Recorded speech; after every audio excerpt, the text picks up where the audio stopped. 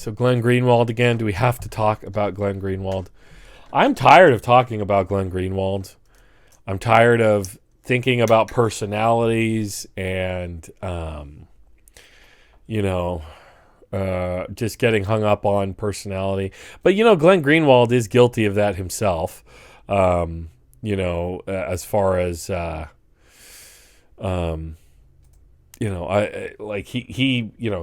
he's for all the thing, like, people are obsessed with me and they can't stay away from me. I mean, he's doing that himself with, out of nowhere digging at the Majority Report folks or Ben Dixon or whatever. Glenn gets mad. Glenn gets mad when you criticize him, guys. He's replied to my tweets before when I was flippant messing with him. But, Mike says he canceled me on Twitter. Bummer. Oh, man. Cancel culture. Here's the thing. I'm not going to do the usual caveat with, and Glenn Greenwald's work. We all know about Glenn Greenwald's work. But if he wants to, wade into talking politics with other people in politics, he gets to be criticized. He's not special.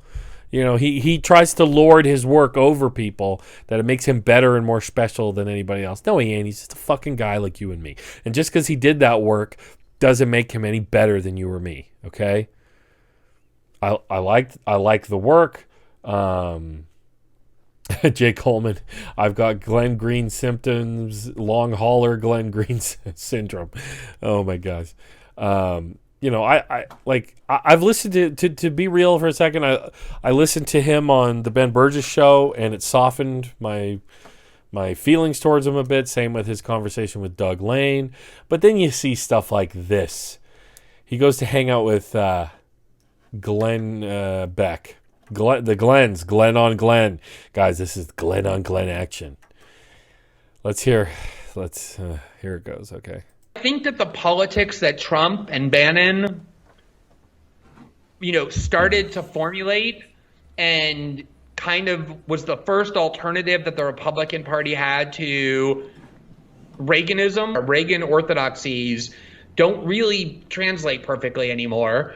We were talking last time about capitalism and crony capitalism. Those were not realities. Big tech didn't exist.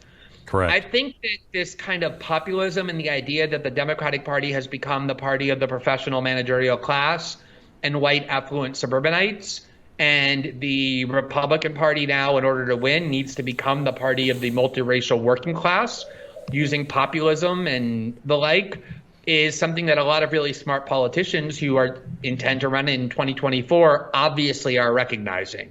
It's become the dominant ideology at the most popular Fox News shows. The interesting Republican politician. I have to stop it. I have to stop. So wait, what did he just say? He has become the party of the professional managerial class. So keep in mind, he's bringing leftist talk into Glenn Greenwald or Glenn Beck space. And has Glenn ever used or even platformed anybody who uses the term professional managerial class? Because he's like, huh? Are you talking about me, bro? What the fuck? And white affluent suburbanites and the keep in mind, I have no love for sleepy old Joe Biden, but he brought a multiracial coalition to vote for him against Donald Trump. So. Republican Party now, in order to win, needs to become the party of the multiracial working class. That right there. How do you think they're going to do that, Glenn? Does the Republican Party seem interested? Does the Republican Party seem at all interested in putting together a multiracial, working class coalition? Really? Because I don't get, where is he coming up with this stuff? Because I'm sorry, but the Trump's ideology, Steve Bannon might have thrown up fancy words like economic nationalism and stuff like that. But really, I'm sorry, but right-wing populism is ethno-nationalism. And Donald Trump made it clear every single day of the week. What did he do policy-wise? He cranked up, like I mentioned earlier, he cranked up the national security state against Muslims and South Americans up to 11 as much as he could. But totally, you know, as George Bush said, isolationist, nativist, right? You know, he cranked all those things up. But other than that, policy-wise, what did Trump do that was anything other than regular Republican SOP, standard operating procedure? Lowered taxes, especially for the rich. Got a bunch of wacko conservative, arch-conservative judges in the federal judiciary and the Supreme Court, which we're going to be dealing with for the rest of our lives. What other policy did Trump have? What populist policy did Trump have? I mean, and how does he think? How does he think that the Republican Party can build a multiracial coalition when you have stories like this? Representatives Green, that's Marjorie Taylor Greene, and Gosar distanced themselves from, quote, Anglo-Saxon traditions document. The outline for the new America First caucus included a number of nativist ideas that Democrats have lambasted as racist. Some Republicans have also condemned the effort. They were like straight up like, we need to celebrate Anglo-Saxon European classical architecture. Like, you know, I mean, these are not subtle people, guys. They can't, you know, oh, look, the two far-right House Republicans linked to a document calling for the protection of, quote, Anglo-Saxon political traditions, distanced themselves from what they said was a draft of prescriptions from an America First caucus. They're treating it like, I mean, like the whole thing's on fire. Let me be perfectly clear. I did not author this paper, Paul Gosar said. In fact, I first became aware of it by reading about it in the news yesterday. Like I didn't have nothing to do with it. So I'm sorry, but that's first things first. Like, if Glenn Greenwald really, I mean, he just hates the Dems, guys, and this is what we see from the demi-joy left, is they don't have anything themselves other than we hate the Democrats. Okay, good. You hate the Democrats. You're so special. You're so original. But you think, I mean, in here, Glenn is finally making it clear. People have been like, it seems like he's siding with Republicans, but now he's like saying he thinks the Republicans can organize a multiracial coalition. Are you serious, Glenn? I guess he is. Using populism and the like is something that a lot of really smart politicians, like the Republican Party now, in order to win, needs to become the party of the multiracial working class, using populism and the like. Populism and the like. Very detailed, very robust thing. You know, very clear language. Is something that a lot of really smart politicians who are intent to run in 2024 obviously are recognizing. It's become the dominant ideology at the most popular Fox News shows. Tucker, his favorite friend, his buddy, Tucker Carlson. Which, I'm sorry, but if he thinks Tucker Carlson is helping a multiracial coalition, like, the dude was talking replacement theory the other fucking day. The interesting Republican politicians like Josh Hawley and even Ted Cruz. Josh Hawley is going to help build a multiracial coalition. Josh Hawley was the one senator to vote against, like, the Asian hate crime legislation that just went through the Senate. Ted Cruz. Let's see here. Ted Cruz maintains ties to right-wing group despite its extremist messaging. The day after a gunman had, on August 4th, 2019, the day after a gunman who had posted a hateful diatribe against Hispanics fatally shot 23 people at an El Paso Walmart, a leader of a Tea Party group in Texas said on Facebook, quote, "You're not going to demographically replace a once proud, strong people without getting blowback." Agreeing with a white nationalist murderer, a genocidal eco-fascist. This Tea Party guy. You got to expect it. We're being replaced, which is what Tucker was just talking about. This is his wife, the former founder of the group in Fort Worth, blah, blah, blah. I had a comment. I don't condone the actions, but I certainly understand where they came from. I certainly understand where the person would feel like they wanted to massacre Mexican people at an El Paso Walmart. 10 days later, amid a brewing backlash over the comments by Fred and Julie McCarty, the Northeast Tarrant Tea Party posted an undated testimonial from Senator Ted Cruz wishing the group a happy 10th anniversary. As it rebranded itself, that's what you got to do, folks, rebrand. It's True Texas Project. Thank you for the incredible work you do, Cruz said in the only on-camera endorsement from an elected official posted on the group's Facebook and YouTube pages to mark the occasion. Julie, Fred, thank you for your passion. That's the two fucking guys he mentioned as that are going to lead the Republican Party's new multiracial coalition. You believe this shit? Are starting to, and Tom Cotton clearly are recognized. Tom Cotton, the send in the troops guy. The fucking let's have the military throughout the country put down Black Lives Matter. Guys, what the fuck do I got to do? That that's the only path to kind of all white dudes subverting and uprooting these power centers that have their, fists clenched in the powers of Washington. Now, Glenn Beck is about to be the voice of sanity. Can you fucking believe this? Can you believe that Glenn Beck is about to be the voice of sanity in a conversation with Glenn Greenwald? Okay, so let me take a side note because I want to come right back to this, but let me take a side note because you mentioned the name Steve Bannon. I think Steve Bannon is a very dangerous individual. Wow.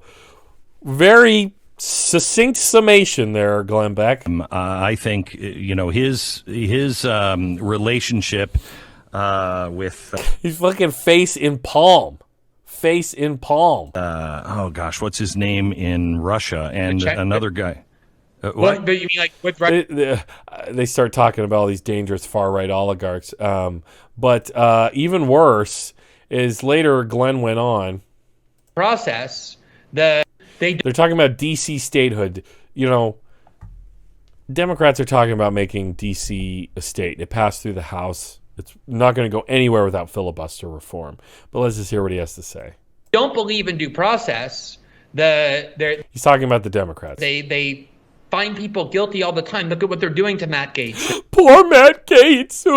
Poor Matt Gaetz.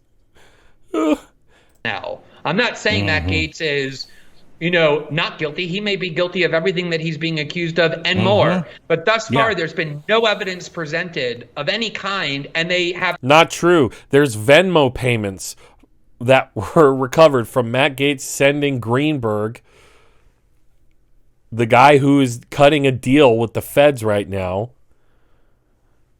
sending him money. That was then the same amount shuffled to 3 different 18-year-old girls. Okay? So, there's no evidence that he has any connection to that guy and connecting girls and money and sex and all that. No, sorry, Glenn, you missed the fucking boat on that one. You're not as informed as you think. Him convicted and locked up as a pedophile. The whole Me Too movement was about destroying people based on accusations that are unproven. The whole Me Too movement is based on destroying people on accusations. Harvey Weinstein's in jail, guys. Proven. Bill Cosby is in jail for proven forcible rape. Bill Cosby raped people for generations. He got away with drugging and raping women. The whole Me Too movement was about unproven shit. Believe in free speech. They don't believe in due process. They don't believe in free speech. Okay, Glenn. Okay, because what? I mean, keep in mind, guys, Glenn, his, free speech is so important to him. He felt to go to bat for neo-Nazi white supremacists in the 90s for their First Amendment right to say the things they say, even though, kind of radicalized people who committed murder. He defended a guy who led a member of that group, drove around shooting at minorities and killed a black man. And Glenn said that he would defend with every last breath the rights of the neo-Nazi leader who helped radicalize that person with that ideology because of freedom of speech. So, he's I'm sorry, but it's not against freedom of speech to say people are racist when they say racist things. That's actually freedom of speech itself. You can say, hey, that person's being racist. I'm free to say that. They don't believe in just the standard democratic processes, including the safeguards that our founders put in, including making sure that states that are small and rural have equal representation in the Senate, but not the House, so that they don't get they want to change all of that. They want to change all of the rules. They want to add one state. They want to add one state to the Senate, and they want to tweak the filibuster, which has been done before. It's been done a bunch of different ways, and states have been added. Hawaii was added in the 50s by Eisenhower. Okay, Hawaii's in fucking Polynesia. It's nowhere near the United States. Takes better, like a day to get there almost. It's ridiculous. They want to add D.C., which is part of the contiguous United States, as a state.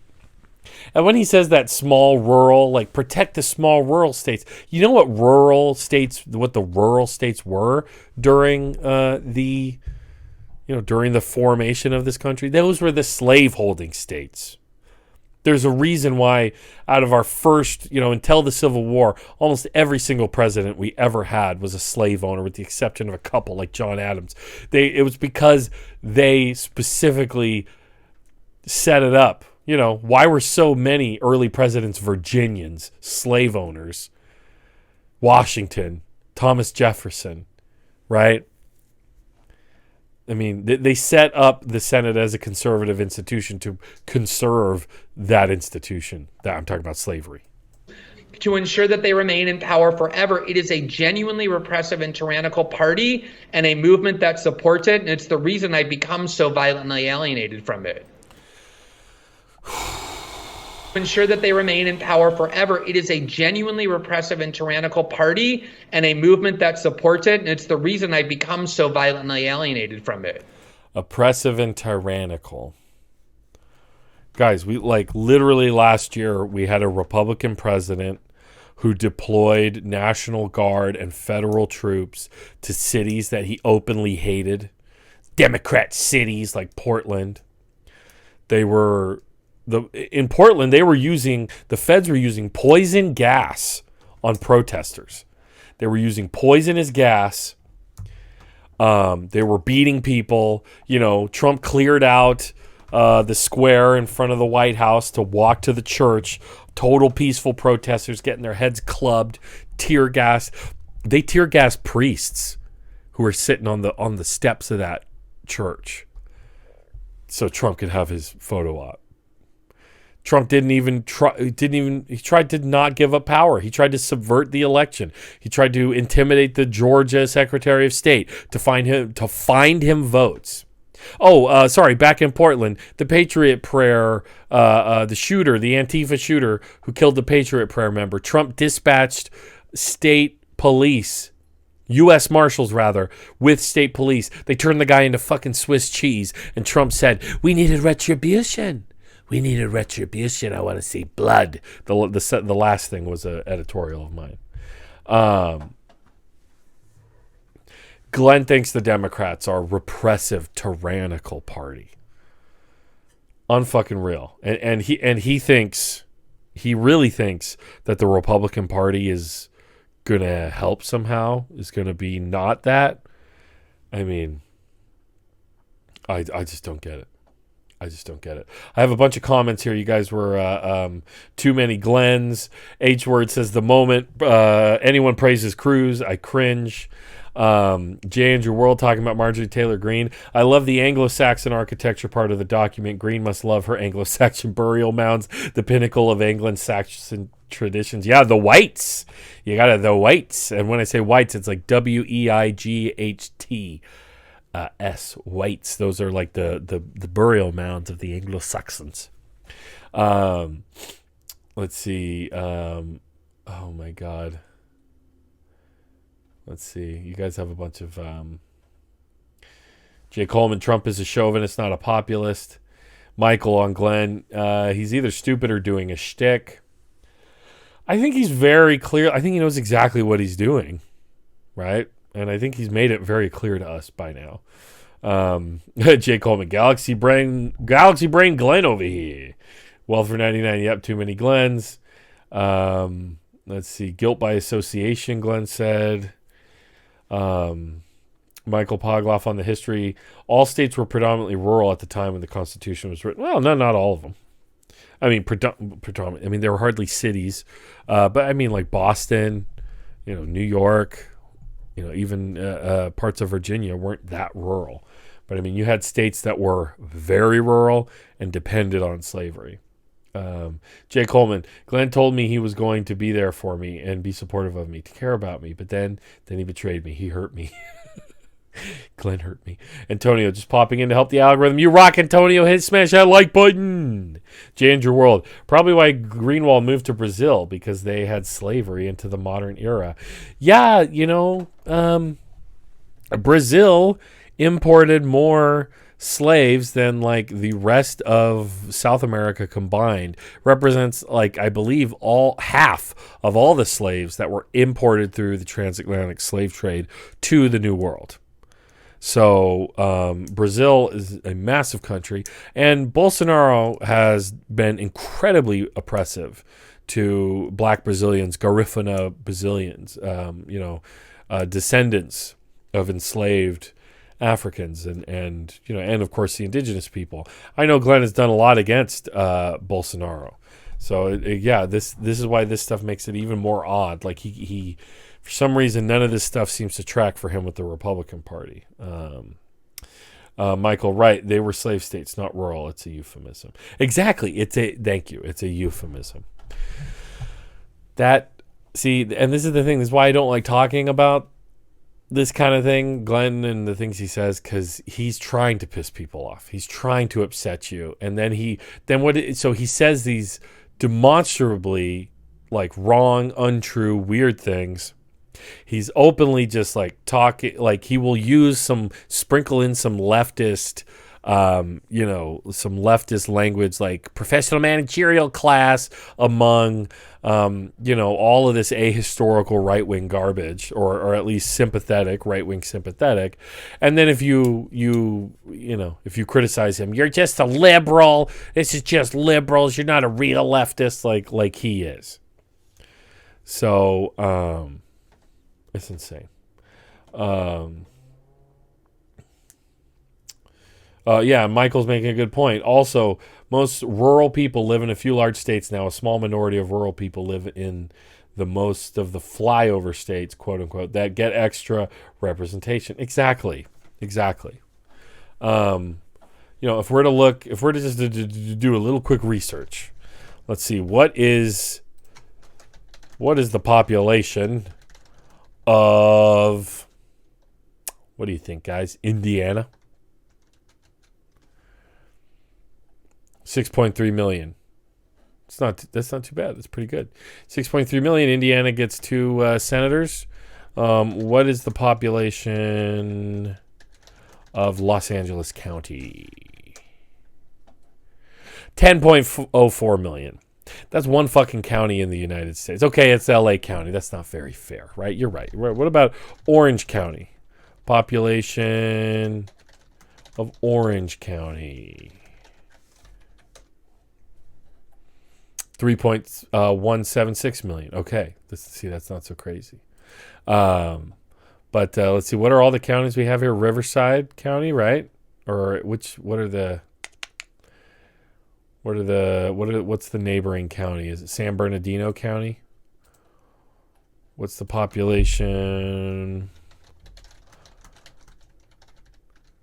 Yep, San Bernardino County.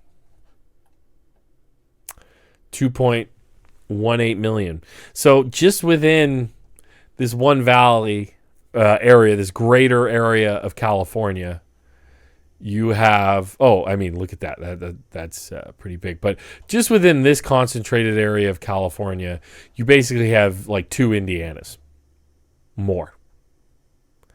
And, guys, there's also San Diego. What's the population of San Diego? I'm not, I'm just focusing on California, but we get 2 fucking senators. 1.4 million. Yeah, okay. And then the greater area around it has probably, pretty similar.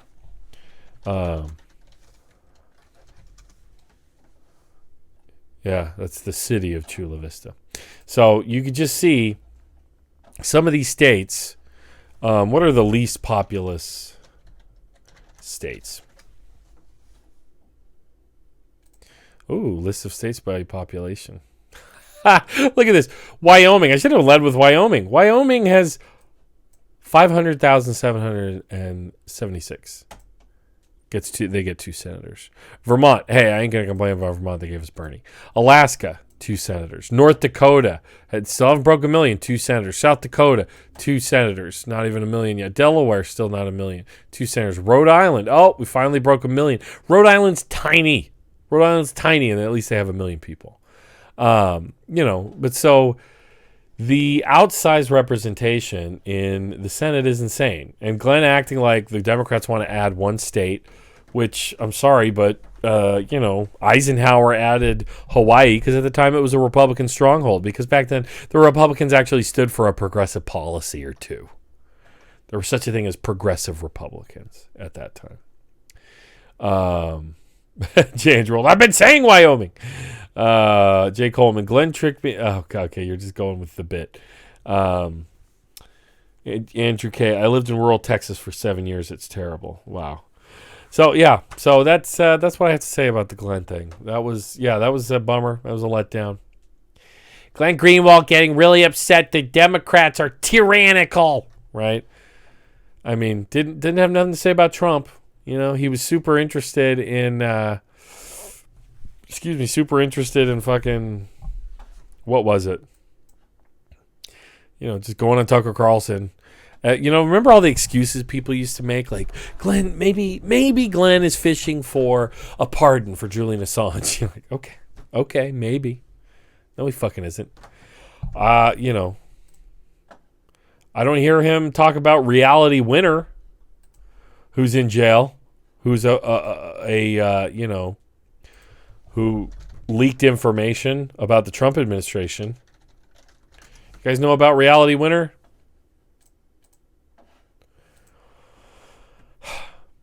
Reality Lay Winner is an American former intelligence specialist. In 2018, she was convicted of, quote, removing classified material from a government facility and mailing it to a news outlet, and given the longest sentence ever imposed for unauthorized release of government information to the media. The material in question originated with the National Security Agency, NSA. She's an NSA leaker. She's Snowden. She's 29 years old. She's born in 1991. She's 2 years younger than I.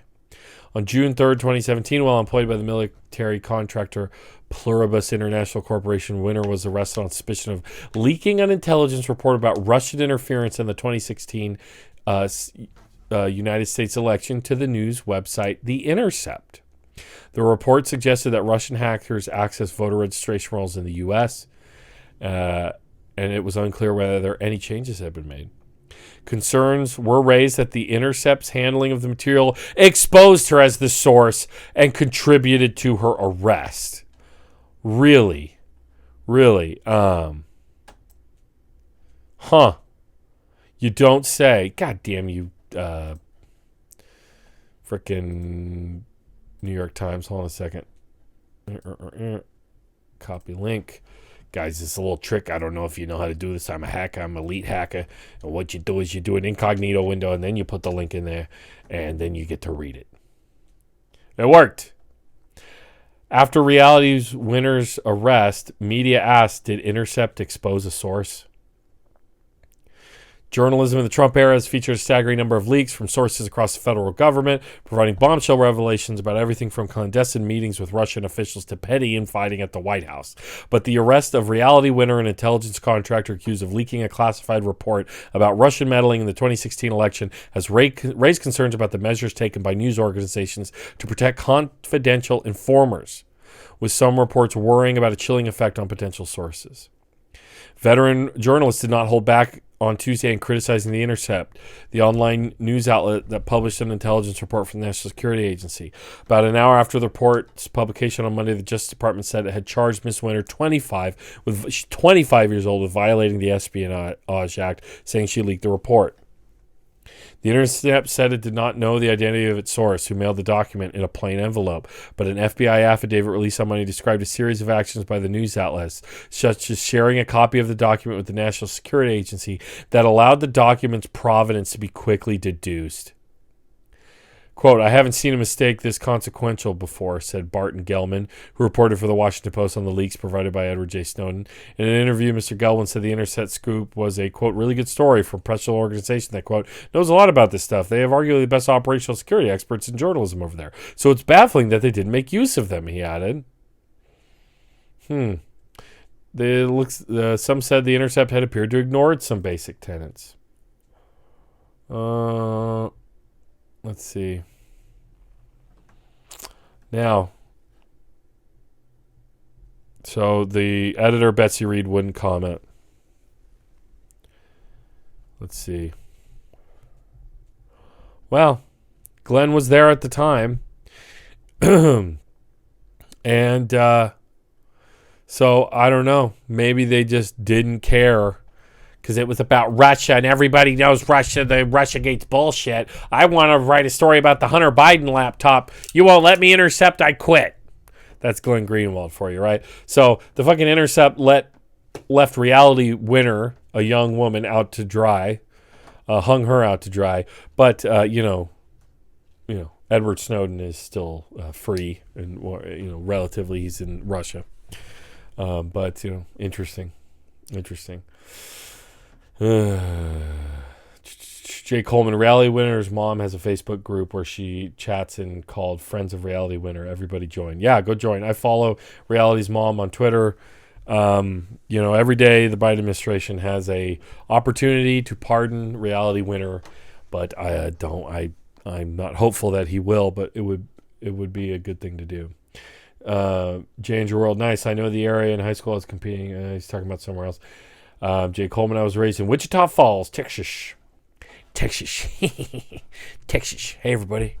Come on down to Texas. I'll show you a good time. Yeah, so, those are things that happened.